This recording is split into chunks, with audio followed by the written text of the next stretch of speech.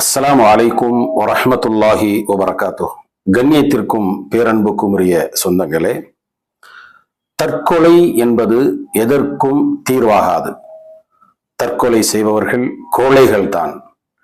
இஸ்லாத்தின் பார்வையில் தற்கொலை என்பது அல்லாஹும் அதை தடை செய்திருக்கிறான்.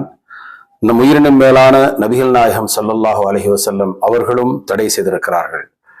இந்த அளவுக்கு என்றால், எவரொருவர் தற்கொலை செய்து கொள்கிறாரோ அவர் நரகத்தில் ஹாலிதன் முஹல்லதன் ஃபீஹா அபதா, தற்கொலை செய்பவர்கள் நரகத்தில் நிரந்தரமாக தங்குவார்கள் என்று நபிகள் நாயகம் ஸல்லல்லாஹு அலைஹி வஸல்லம் கூறுகிறார்கள்.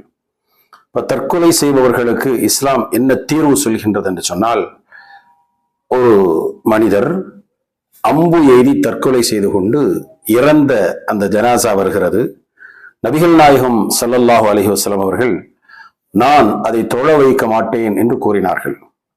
இப்ப தற்கொலை செய்பவர்களுக்கு நபிகள் நாயகம் ஸல்லல்லாஹு அலைஹி வஸல்லம் தொழுகை நடத்தவில்லை.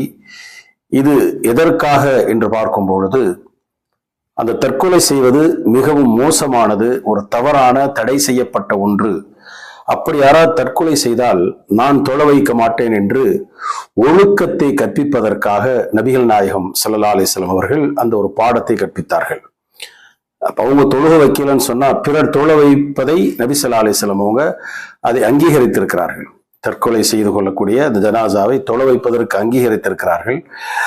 முஸ்லிம்கள் அடக்கப்படும் அடக்கஸ்தலத்தில் அடக்கப்படுவார்கள். ஆனால் நபி ஸல்லல்லாஹு அலைஹி வஸல்லம் அவர்கள் தாங்கள் அதை வெறுத்திருக்கிறார்கள். அல்லாஹுவுக்கும் வெறுப்பானது, நபிகள் நாயகம் ஸல்லல்லாஹு அலைஹி வஸல்லம் அவர்களும் வெறுத்திருக்கிறார்கள். அப்படிப்பட்ட தடை செய்யப்பட்ட அந்த தற்கொலை என்பது எந்த ஒரு பிரச்சனைக்கும் தீர்வாகாது. கோழைகள் தான் தற்கொலை செய்வார்கள். தவிர தற்கொலை செய்யக்கூடியவர்கள் கடைசி நேரத்தில் அவர்களுக்கு இப்படி செய்துவிட்டோமே என்று ஆதங்கப்பட்டு கடைசியில் அவர்கள் பிழைத்துக் கொள்வதற்கான வழியும் இருக்காது.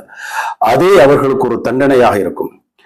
தூக்கிட்டு தற்கொலை செய்து கொள்ளுதல், மற்ற ஆயுதங்களை கொண்டு, கூர்மையான ஆயுதங்களை கொண்டு தற்கொலை செய்யக்கூடியவர்கள் எதை கொண்டு தற்கொலை செய்து அந்த வேதனையோடு அவர்கள் இறந்தார்களோ அந்த வேதனை அவர்கள் கியாமத் நாள் வரைக்கும் அனுபவித்துக் கொண்டிருப்பார்கள் என்ற செய்தியும் பார்க்க முடிகிறது. ஆகவே தற்கொலை செய்வது எதற்கும் தீர்வாகாது.